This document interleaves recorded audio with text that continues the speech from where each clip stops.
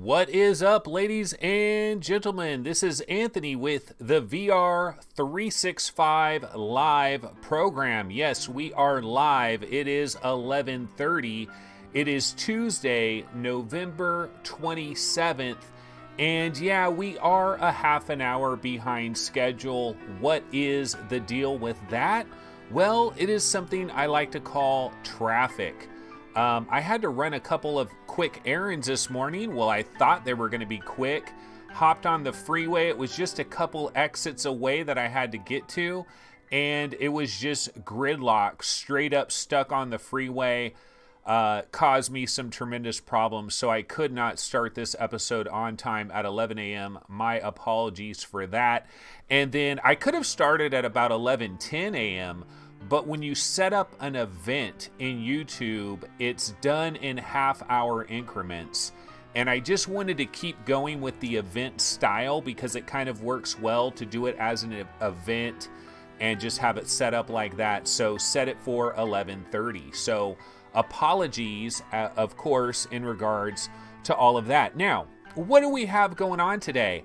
Not a hell of a lot. You want to talk about a shit show? This is probably going to be one of those because I don't have a lot of big stories going on or a lot of interesting things to get into, but we're still going to try to do our best. You know, we're still going to try to do what we can to try to bring a decent show to you folks. And let me go ahead. Actually, I need to pop out my chat. Pop out chat and have it over here so I can take a look at that. Hey, Noah's in the building again. Noah, what is going on? You came into the live chat yesterday for a minute, then we didn't see you anymore. I'm not sure what Noah is trying to do or if he has something that he wants to talk about.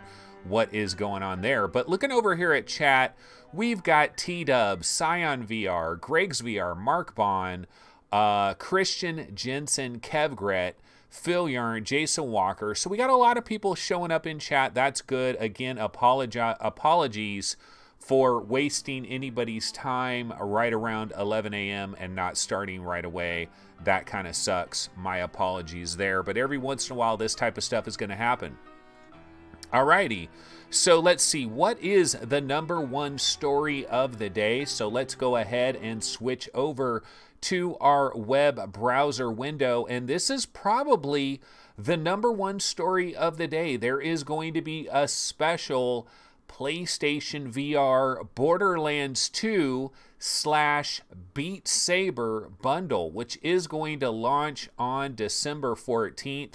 It's a pretty good package. I mean, obviously, Borderlands 2 VR, you know, one of the things that we have to think about now that we're in very, very, very late November and we're heading very quickly to December, a topic that maybe we could get into a little bit later today if we run out of stuff to talk about is, are there any really big games that are still going to arrive in the year 2018? And Borderlands 2 VR for PlayStation VR, it has to be probably the biggest game that is remaining on the docket for 2018. I believe Space Junkies is now a 2019 title, so we don't expect that. Defector is not going to be coming as far as we know in 2018. Star Child is not coming, or Blood and Truth as far as we know in 2018. So Borderlands 2 VR, that's the biggest game we got left. And then we've got like Arca's Path on December 4th. And honestly, I can't really think of a lot more other than that. You know, not a ton that is still going on. But Borderlands 2, easily one of the biggest ones, and now we're going to have this special bundle. You know, it's got a cool little box here. You can see Borderlands 2 VR Beat Saber. What do you get in this bundle? So first of all, this bundle, it hits store shelves on December 14th across the USA and Canada. $350, which is pricey as hell when you think about all the incredible deals that have been going on with all these various bundles for Black Friday. But, you know, this will get you the brand new Borderlands 2 VR and Beat Saber, two highly anticipated games. Now, here's the thing though, Borderlands 2 and Beat Saber, these are both digital game vouchers, internet required. You actually have to have the intranet to make this thing work. You do get 2 PlayStation Move controllers, you get a camera, you get the new PSVR system, you get Demo Disc 2.0. All of that is awesome, but yeah, you don't get any actual physical discs there. Usually, typically with these packages, you're going to get 1 physical disc and then 1 digital download. I thought maybe Borderlands 2 VR would be the physical disc. Is there no physical version of Borderlands 2 VR? I'm kind of surprised by that, or maybe they're just not going to have it ready in time. That could be possibly the issue there. I know Beat Saber does not have a physical version, which I find quite surprising, but one little prediction I have in regards to Beat Saber not having a physical version, again, that could go back to the technicality of VR arcades being able to kind of bypass licensing with a physical version if they go with the rent the system, rent the game kind of a strategy. It's one way to maybe bypass licensing. So maybe that's why we don't have a physical version of Beat Saber. But yeah, this is coming on December 14th. Still, I really believe, like, if you really wanted to grab yourself a PSVR bundle, the best deal was probably that Astrobot deal. Astrobot and Moss with Kohl's. You know, if you're in the USA, go grab it from Kohl's, get the Kohl cash. I don't know that that is still popping off, but that was probably the best deal. And then just buy your own Move controllers at a used game shop somewhere. Maybe do it like that. Or maybe get the Creed Super Hot bundle. I believe that was going for like $250. That was a pretty good deal as well. So there is this deal for people that missed out on everything. And if you're a big Borderlands guy, not a bad deal to consider. Let's go ahead and switch back over here. Let's see what some people are talking about. And Stormlands, yeah, Phil Yarn is talking about Stormlands. Stormlands isn't coming until probably Q3 of 2019, so we're probably not going to see Stormlands until at least the summer of 2019, so that is going to be a ways away, so I wouldn't really expect that. Okay, what is the next biggest thing that we can get into? Well, you know, there is something that is going on in Asia. Let's go ahead and bounce back over here, and this is coming up on December 4th. December 4th through December 7th, SIGGRAPH Asia is going to kick off, and there's going to be some interesting AR, VR type stuff that is going on. We got a number of speakers that are going to be showing up for this. This is SIGGRAPH Asia. Why do I care about this? Well, I don't really care about it that much, but I do have a trailer for SIGGRAPH Asia that I recently saw. So why don't we go ahead and throw this on the screen, and we'll see if there's anything interesting here. We can talk about it in just a second. So I'm going to go ahead and pop that on the screen.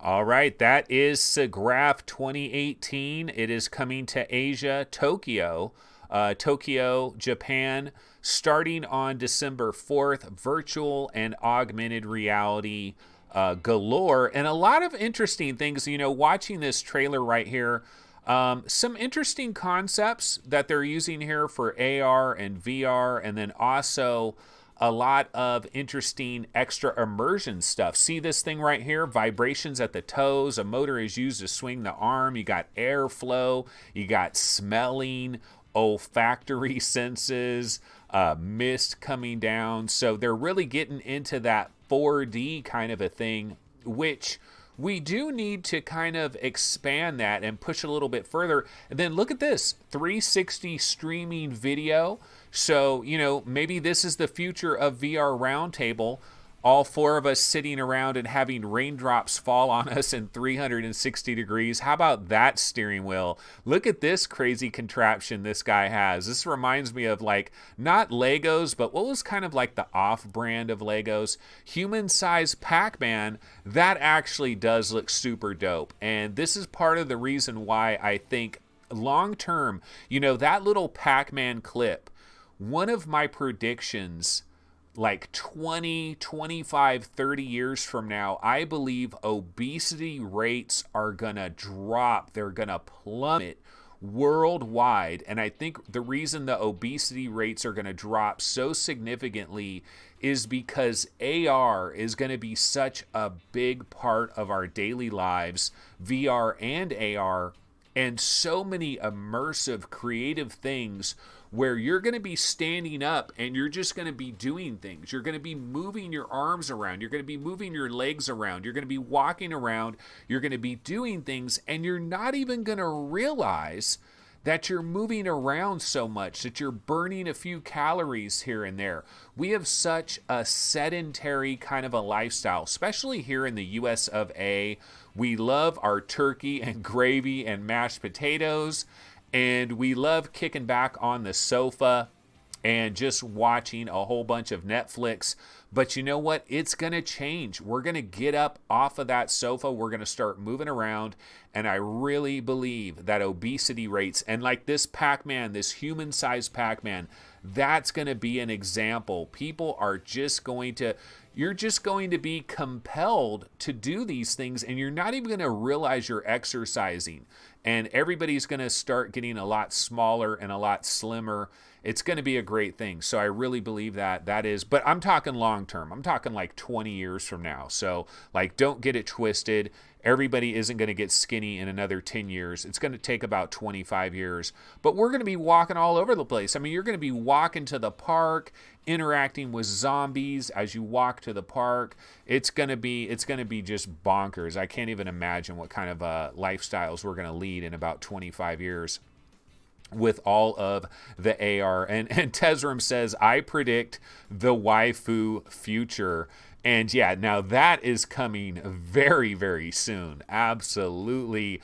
I don't know. I mean, you know, when we have a shit show like this, one of the beautiful things about a shit show is we can deviate from the norm. We can go anywhere. We can talk about anything.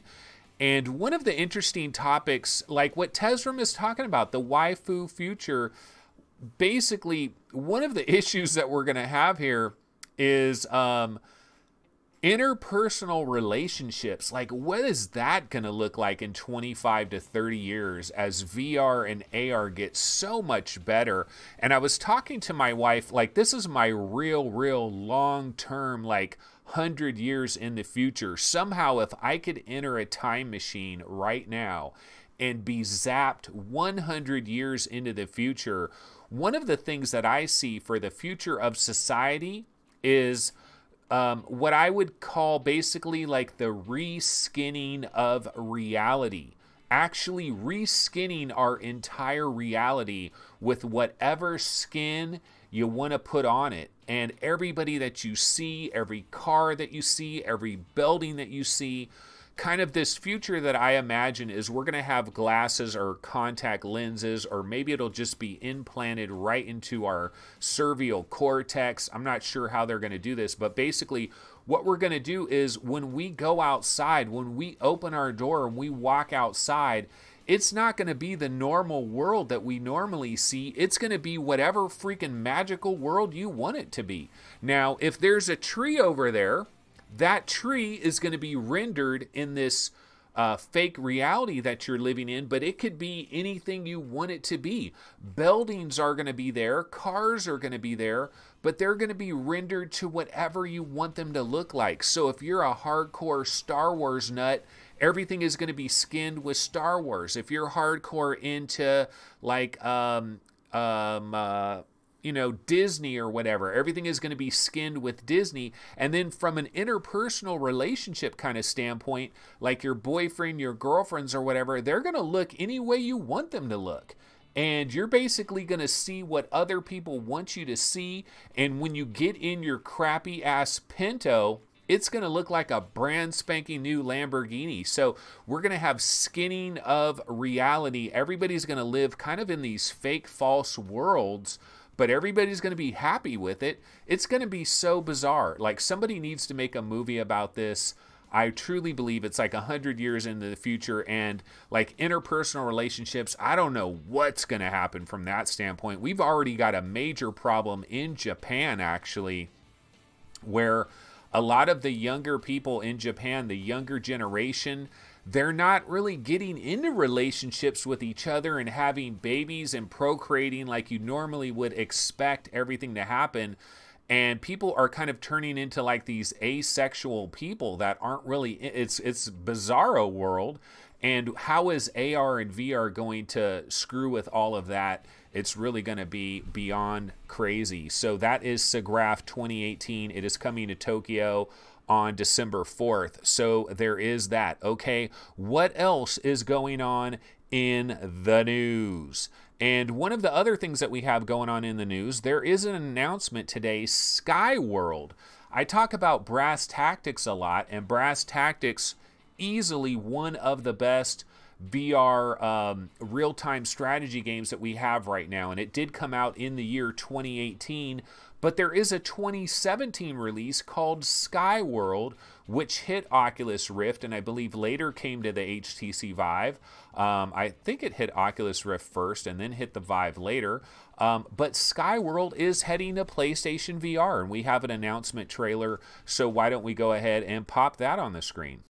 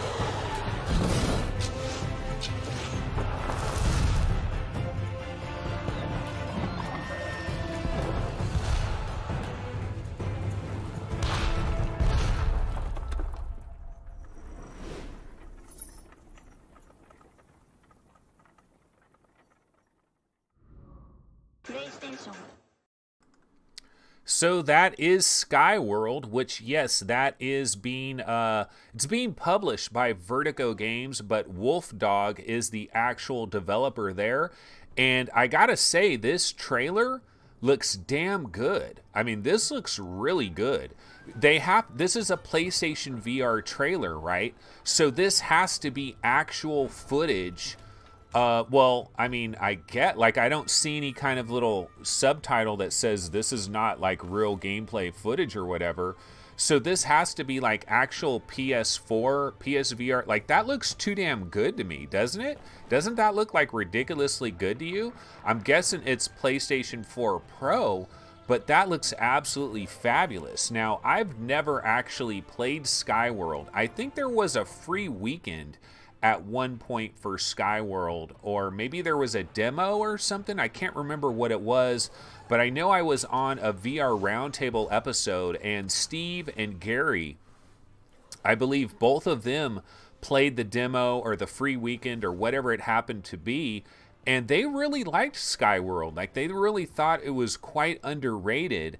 And it's kind of one of these games that has slipped through the cracks a little bit because, you know, you have something like Brass Tactics getting a lot of pub and a lot of hype, but Skyworld, not a ton of people talk about Skyworld, but I think that trailer looks absolutely fantastic. And I Am Ruts is saying there is a demo. There is actually a demo on Steam, so you can go ahead and play Skyworld on the demo. So I should probably try that out because, wow, that does look freaking awesome right there. I mean, look at the detail and everything. Looks really, really nice if it actually looks that good on PSVR. We don't have a release date for this. I believe this is a 2019 game, so there is another nice PC VR game that is making the transition to PlayStation VR. It's a very popular thing. It's kind of amazing, really, to think about the best VR games that we've ever had in PC VR that have never made the transition over to PlayStation VR. You kind of wonder why. Now, of course, the Oculus exclusives, it's not hard to wonder about that, but there's a lot of other games, like Vanishing Realms has never come to PlayStation VR. 11 Table Tennis VR has never come to PlayStation VR.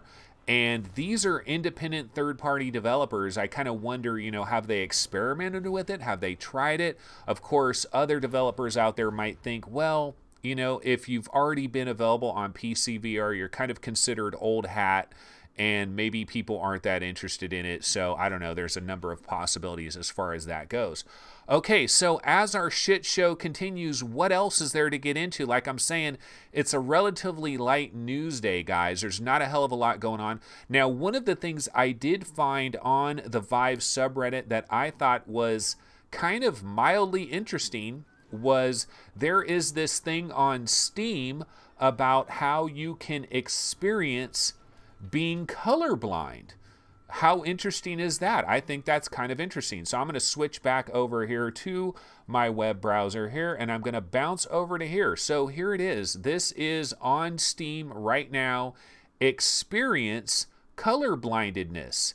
This is available today, November 27th. It is free. Have you ever wondered how colorblind people see the world? No, I haven't. No. But actually, honestly, I have kind of wondered about people that are colorblind. One of the people that I know that happens to be colorblind is Jeff Gersman on the Giant Bombcast and of Giant Bomb fame, and of course of GameSpot. Remember GameSpot? Yeah, there used to be a website, probably still is, called GameSpot. And Jeff Gersman started off on GameSpot for the longest time, and then there was this major kerfuffle where he got fired, ended up at Giant Bomb. And I'm a big fan of Jeff Gersman, actually. He's very opinionated, and sometimes he gets up on his soapbox and kind of goes way off the reservation sometimes. And actually, I was really disappointed with him relating to PlayStation VR because he kind of had this opinion that PSVR is broken and it just is a freaking cluster F, you know, when he first got his hands on PSVR. I remember he was having all kinds of problems with drift and all kinds of stuff, and I believe there was something screwed up with their setup there at Giant Bomb because I've never had any of the problems that they talk about with PSVR. If you set up your camera in the right spot, you get a pretty good setup there as far as PSVR is concerned. But I know that he is colorblind, and every once in a while he'll talk about certain games where they'll have a color, like you can go into the options and change something about being colorblind because it can be problematic in some of these games where they use colors as selecting different things. And if you're colorblind and you don't see the color that right, the way you're supposed to see it, it causes major problems. So, you know, this is an interesting thing here. You can get in there and you can kind of see how people live their life. There's lots of people out there that are living their life in a colorblind situation. And this is one of the cool things about VR and AR. We're going to be able to experience having some of these disabilities that we normally don't have. But then, you know, VR is a great empathy machine. It's a great way to put feet in the shoes of other people and kind of experience how other people have to live their lives in certain ways a little bit more difficult. That is color blindness. Kind of interesting, and it's free. It's completely free. I'm sure it's a very small download, and you could quickly check that out. So that is Experience Color Blindness. So I thought that was kind of interesting. What else can we get into? Well, you know what? There is a pretty interesting story. Actually, let's go ahead and bounce back over to our web browser window here, and I saw something interesting it was on the Oculus Rift subreddit. And it's this story right here. Why I lost $42,000 making a VR game. Or the big problem with the VR game industry. And yeah, so I haven't read this entire article here, but apparently this guy is the developer of Fruit for the Village. And it's a VR game that this guy made. I've never heard of Fruit for the Village. I've never heard of it. That's a problem. That's certainly part of the reason that this guy's had some problems here. But he talks about the development costs, that Fruit for the Village started as a game for a clicker game jam. I had noticed that there hadn't really been any VR clicker games that were made before, so he thought it would be a good time to explore the genre and maybe figure out how it could work in VR. And for the first prototype, this guy basically spent a month putting the whole project together, and then decided to go all in and begin a 12-month development cycle. You can see 85 hours for prototype 1, spent $5,000 on that. 20 hours for prototype 2, spent $1,200 on that. 40 hours for a 3D asset creation, $2,400. 15 hours for writing, editing, $900. 10 hours for voice recording, $600. 20 hours voice audio editing, $1,200. 500 hours of coding, environmental arting, testing, etc. 30 grand. That's where the big bulk of the money costs there. And then 30 hours creating marketing storefront material, 1,800. So grand total, the guy paid about 43K, a little under, ultimately under 50K for all of this. And the game has sold far less than 50 units in the first 3 months and less than 100 units grand total. And so this is just kind of an example, basically. It's kind of an example of how it's very difficult in this VR market to really make money. He says, look, I am not alone. There are hundreds upon thousands of indie VR game developers just like me who are taking these hits and financial failures left and right so that we can drive the industry forward. We love VR and we want to see what it can do, but we can't do it forever. Not with this type of burn rate. I believe that indies are a driving force and invisible hand of the VR industry, and indie can test and learn so much quicker than any other type of development team I know of, and yet they are left to burden all the risk. My 42 grand loss is on the low end of losses too. This is really on the low end. VR is not dying, but it could if the indies can't support themselves. Okay, so this website here is medium.com, but I saw this is linked to the Oculus Rift subreddit. Here it is, why I lost 42 grand making a VR game. There are 96 comments on this topic, a lot of people talking about it. It's kind of funny. The #1 response is Psycho Terror with 63 points. Why I lost 42K making a VR game. Fruit for the Village is an incremental clicker-style narrative VR game. Mystery solved. Like Cookie Clicker, he says. Beep. Yeah, 100% agree. If I want to play a clicker-style game, I will play Diablo or something else on my PC with a mouse. I bought into VR because I want immersion. So, yeah, I mean, a lot of people are coming in and saying, well, that's why you lost all that money. A clicker game in VR? Does anybody want to play a freaking clicker game in VR? But what the guy is talking about, it is a real problem. Like, this is a legitimate situation that is going on here. Let me see here. What is that game called again? I wanted to look up on Steam what his game, like, is it even on Steam? So his game is called Fruit for the Village. See, I can't even remember what the game is called. Okay, Fruit for the Village. Let's see if we can find it on Steam. Fruit for the Village. Not, oh wait, Fruit for the Village. Okay, so it's $2. It's $3. So I guess this is this guy's game, Fruit for the Village. It is $3 by Eerie Bear Games. This came out on May 22nd. It's got 2 user reviews. So yeah, I'm guessing this is this guy's game. It pretty much has to be, right? So this was released May 22nd here. And so the guy's getting a lot of pub for his game. That's one thing that he's getting out of this, is a lot of people are becoming aware of this because of this little story here. There is a demo, so if you guys want to download this guy's demo and see maybe why he lost 42 grand, you can go ahead and do that. It does require a little bit of a play area here, 2 meters by 1.5 meters.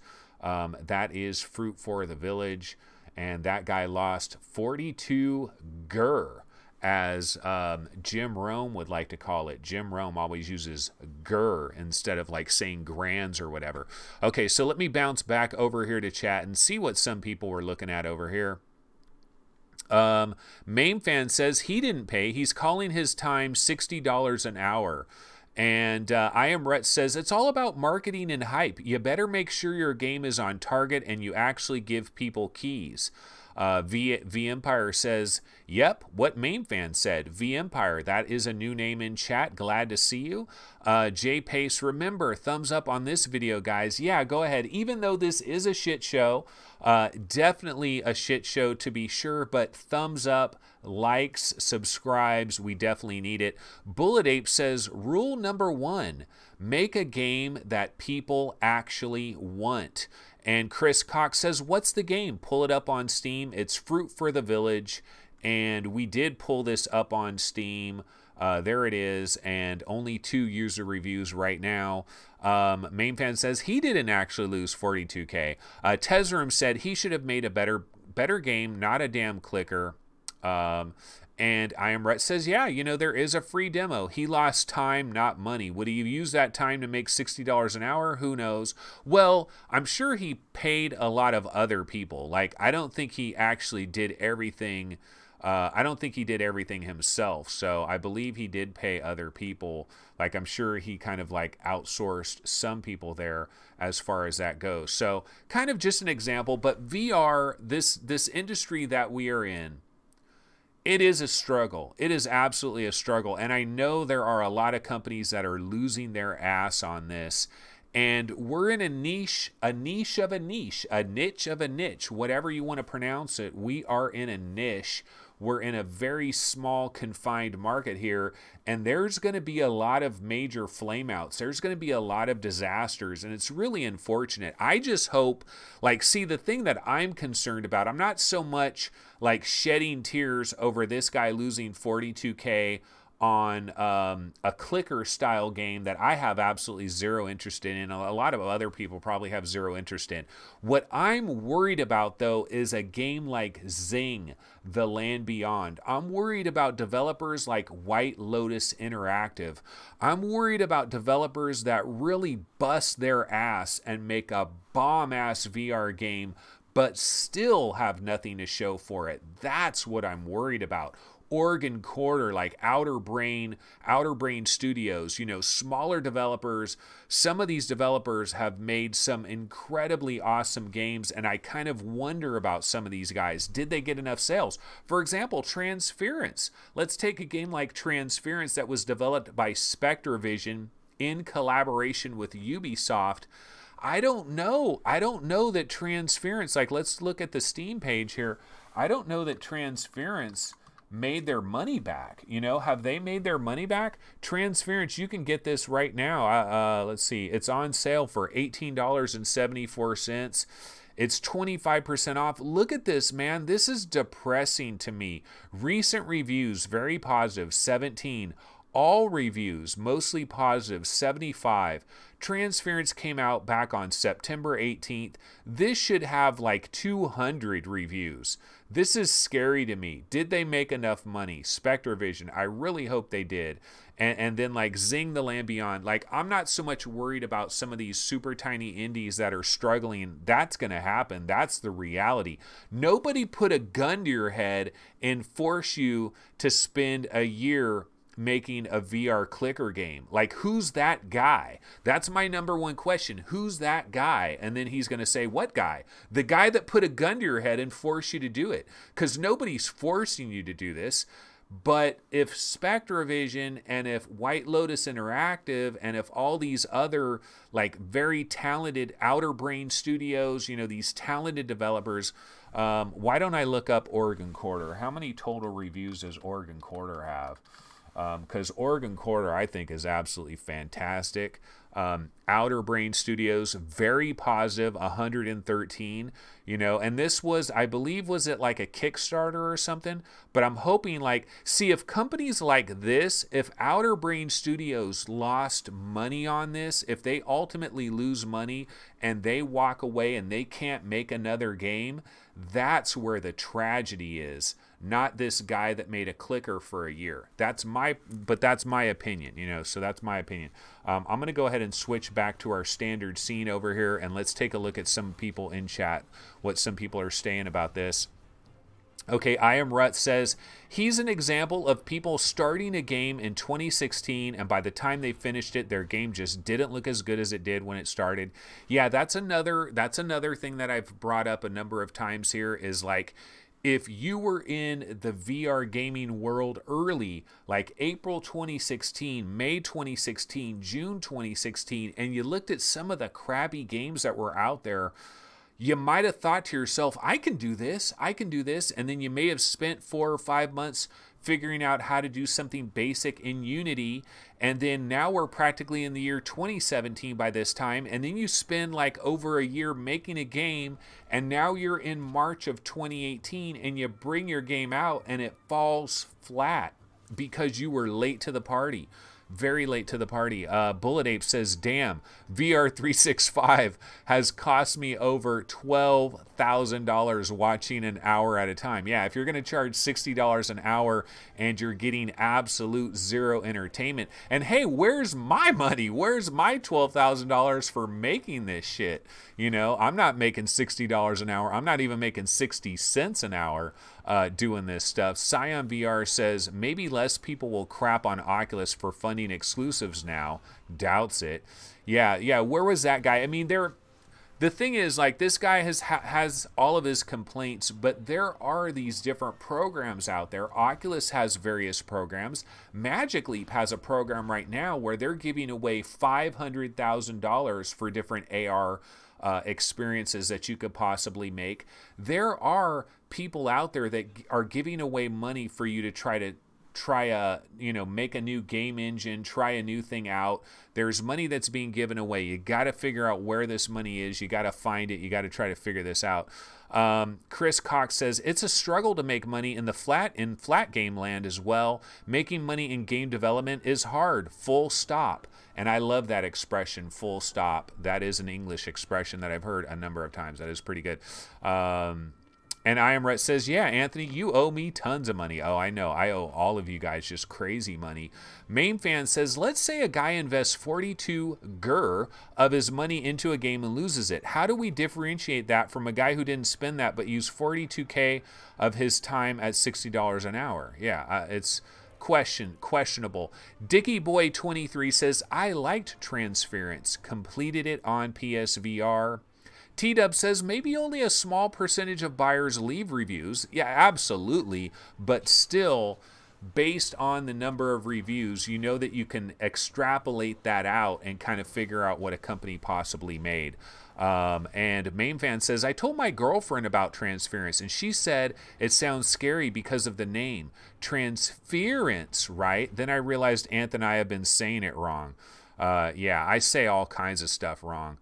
The VR game industry, or wait, Dr. Freeman says, the VR game is evolving rapidly.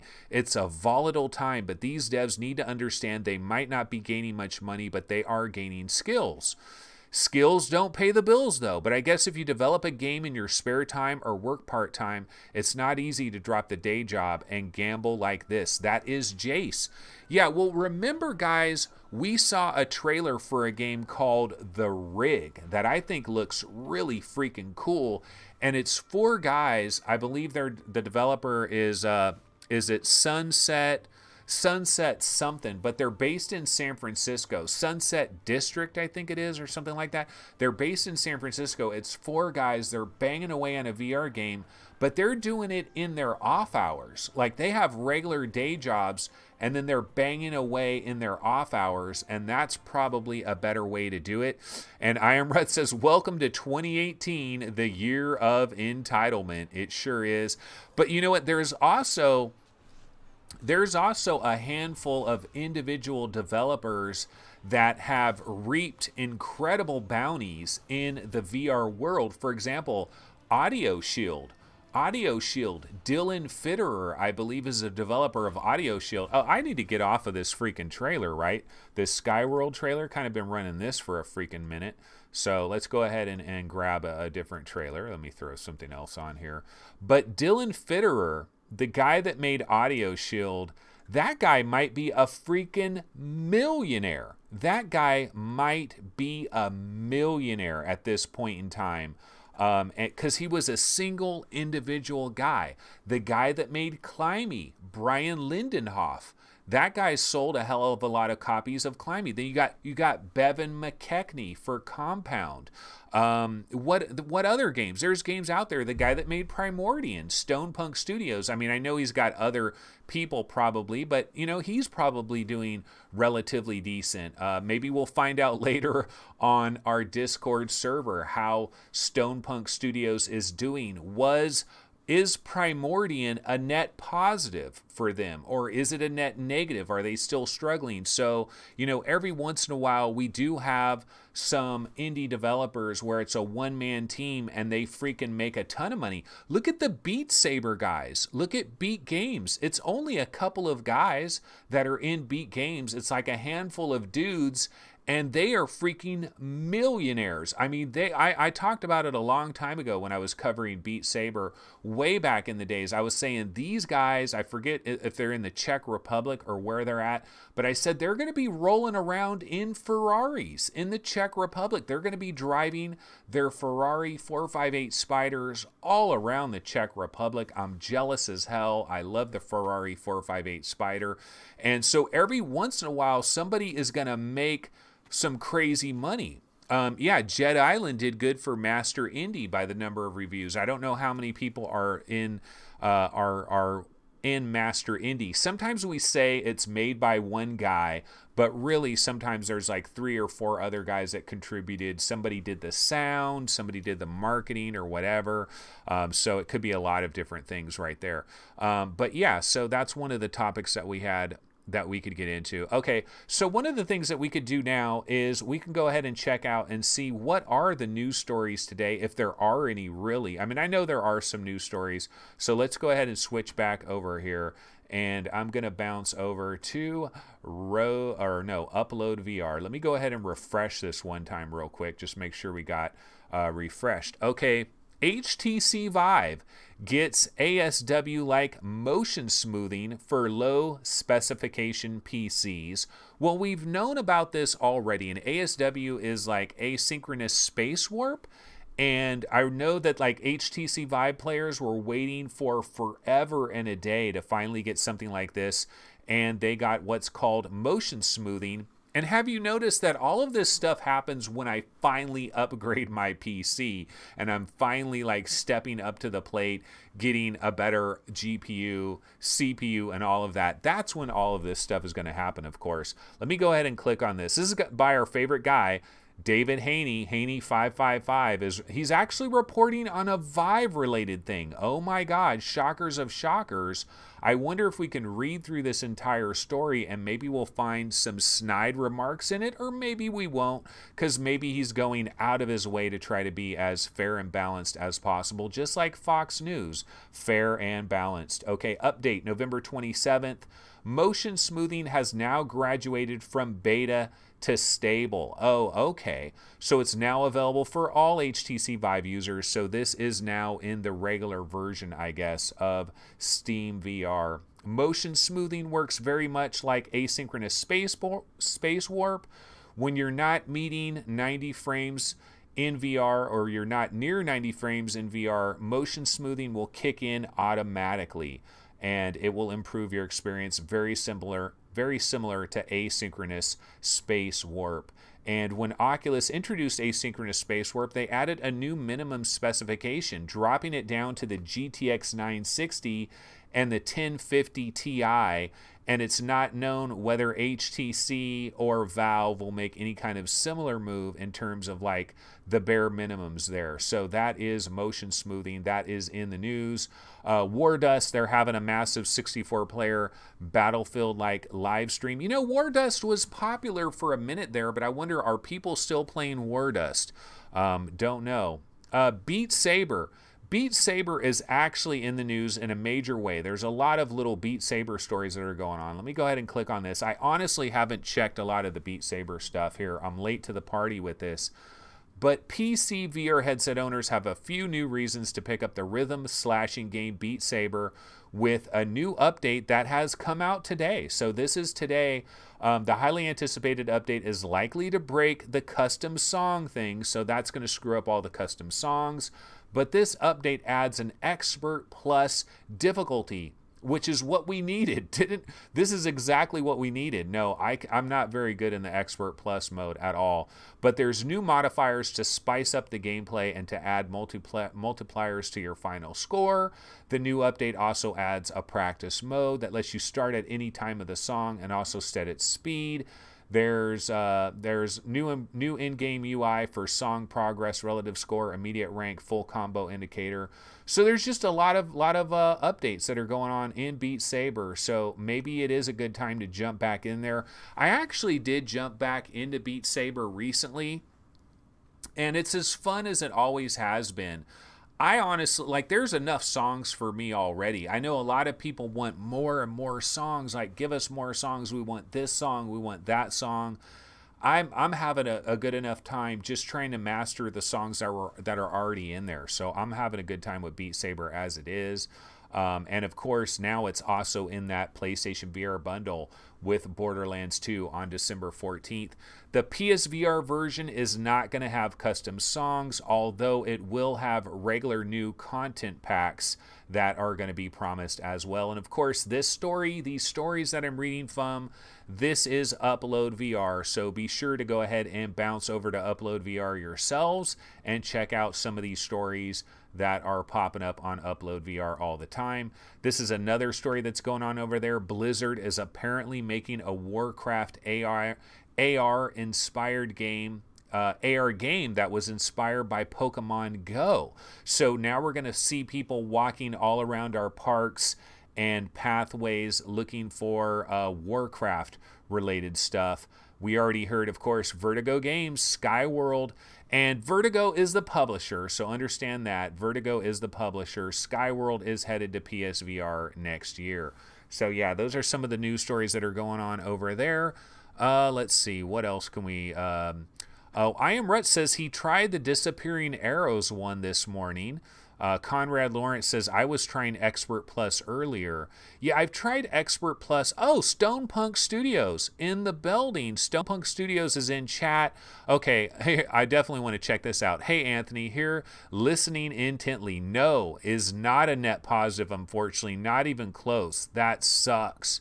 Like, that really sucks when you have a game like Primordian that has been priced very competitively. You know, it has a good price. It's gone on sale a number of times, and it's such a powerful display of like, it's such great demo material. I've talked about being in the jungle and everything and how awesome it is, and it's like being in a sci-fi movie, and this is a real Debbie Downer right here, that it's not a net positive yet, not even close. Things are close to having to give up, but working all day, every day to maintain. Oh, that freaking sucks. See, this really is depressing right here. Okay, Stonepuck Studios says, article looks interesting, we'll have to read. He does say he fully expected to fail, so sounds like a good perspective on things. See, that is not fair, man. This is a downer. Now I've been brought way the hell down with Stonepuck Studios checking in. Very depressing to hear that, because damn, if somebody deserves to have a bit of success, it would be Stonepuck Studios with Primordian. Such a fantastic game, but that's kind of showing the problems that we do have here in AR. And maybe something like Primordian hopefully can have a long tail. Chris Cox says a lot of people just don't buy early access games. They're scared off by early access games. And yeah, this is a real problem, ladies and gentlemen. This is a real legitimate problem, because like I already know, like White Lotus Interactive, there's a lot of developers out there that are struggling, that don't deserve to be struggling. They have some incredibly awesome games.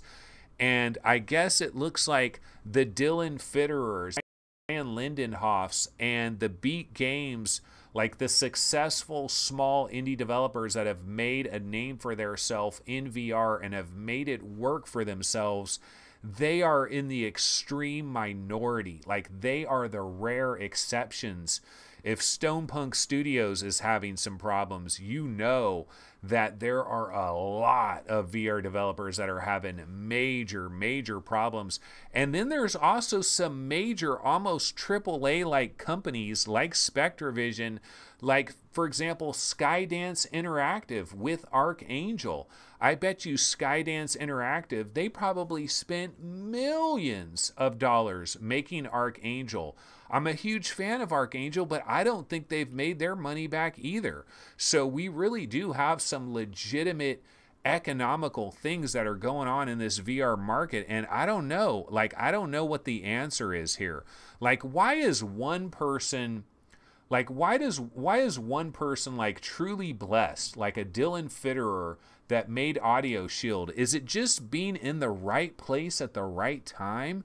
Is that what it is? Like Dylan Fitterer of, do I have an Audio Shield trailer? Maybe I can look and see if I have an Audio Shield trailer. Because, I mean, that is an example, guys. Audio Shield, Dylan Fitterer is the developer of Audio Shield. I'm going to see if I have an Audio Shield trailer. Not seeing it right now. Maybe it's in my 720p category. Not seeing, oh yeah, it is. It's in my 720p trailer, so I'll have to resize this real quick. But yeah, so here's Audio Shield. You know, this a simple, very simple game. In fact, why don't we, let's watch a few seconds of this trailer full screen, although I'm going to have to resize it.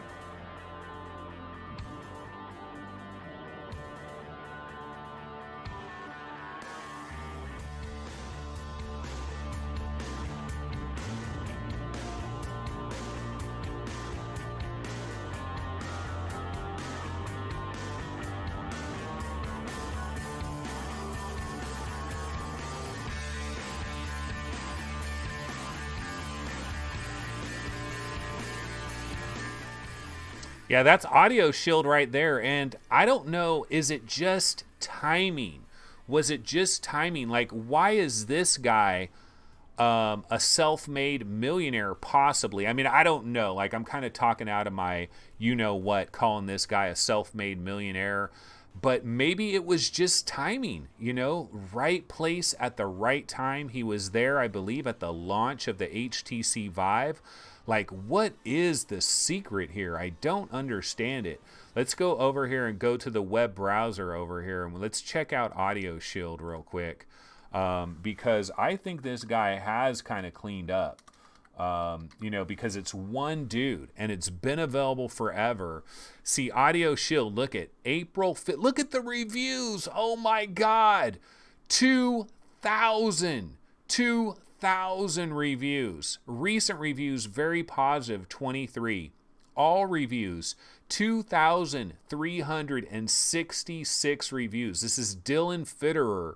I believe it is a one-man show. Audio Shield, it launched on April 5th, man. That was the launch day for the HTC Vive. And this guy is balling out of control. But what's the magical ingredient? Let's take a look at Climby. How many reviews does Climby have? I think Climby is one dude too. So Climby is 10 bucks. This is Brian Lindenhoff.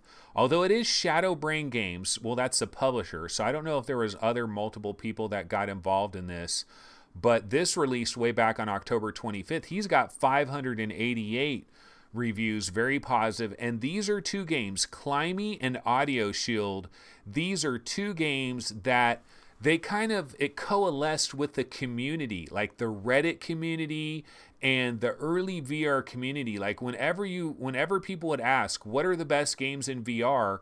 A lot of people would mention Climby. They'd mention Audio Shield. And I think that really helped them early on, is sometimes if your game just vibes with people, then it works out for you. But it's so weird. It's so hard to figure this out because you have somebody like Stonepunk Studios, you got White Lotus Interactive with Zing the Land Beyond. I mean, there are a ton of great games that just don't have a lot of reviews. And there's games that have released recently, very recently, that probably have less than 100 sales. And it's probably just a devastating disaster for some of these companies. Again, you know, we can go back to nobody put a gun to their head and force them to do it. But at the same time, you'd like to imagine that if somebody banged away and put blood, sweat, and tears to something, that they would eventually be rewarded for their efforts. You know, and maybe some of these games will have a long tail. Maybe Primordian will have a long tail. Or, you know, I know Stonepunk Studios, I know he's working on an Oculus Quest game. And so maybe Primordian will be a net negative, but maybe a windfall of success will come with the Oculus Quest game that Stonepunk Studios is working on. So you just never know. It's such a weird game, you know. It's kind of like YouTube. Like, who knows why some people on YouTube blow up and other people are completely ignored and they don't blow up whatsoever. You just don't know. It's weird. It's such a weird thing. But yeah, that is some of the stories that are going on there, and, you know, kind of went a little bit negative towards the end of our show here. But you know what, guys? Here's my problem. My problem is my stomach. My stomach is gurgling in a major, major way. I don't have my emergency banana over here, you know, break glass in case of emergency. I do not have an emergency banana. So you know what? I'm going to go ahead and bow out of here a little bit early. We're not quite an hour into this show, but I'm going to go ahead and call it. But you know what? It was a shit show. Of course, we did survive. We did survive. Of course, I am screwed up because of that Audio Shield trailer, 720p, and I don't have my 720p window set up correctly yet here. But anyway, that's going to go ahead and do it. And yeah, everybody out there, buy Primordian. Let's support our indie, smaller devs, Stonepunk Studios, banging away over there. But yeah, that's going to go ahead and do it for today's episode, Tuesday's episode of the show. I should be back tomorrow on Wednesday at 11 a.m. Pacific time. Job withstanding. Job will probably be in the building and we'll probably hear a lot of noise, but I will be banging away anyways. So look for me tomorrow at 11 a.m. Pacific time. Once again, please subscribe to the channel, like the videos, do all those kinds of things. That really helps. And then also comments after the show. We have some interesting stuff to discuss on today's show. I mean, it got interesting towards the very end. It got depressing at the very end. What do you think about the ecosystem, the marketplace? If White Lotus Interactive, if Stonepunk Studios, if these guys can't make a few pennies, if they can't have a net positive, what's the deal, man? Is this VR thing crashing and burning, or is it just going to kind of be a wasteland for a number of years until things finally pick up? It's a very interesting thing to talk about. It's a little bit depressing. I hate to end the show on a depressing note, but you know, that's kind of just the way it is. But that's going to go ahead and do it. I will see everybody tomorrow at 11 a.m. Pacific time. See you guys then. Take it easy. Later.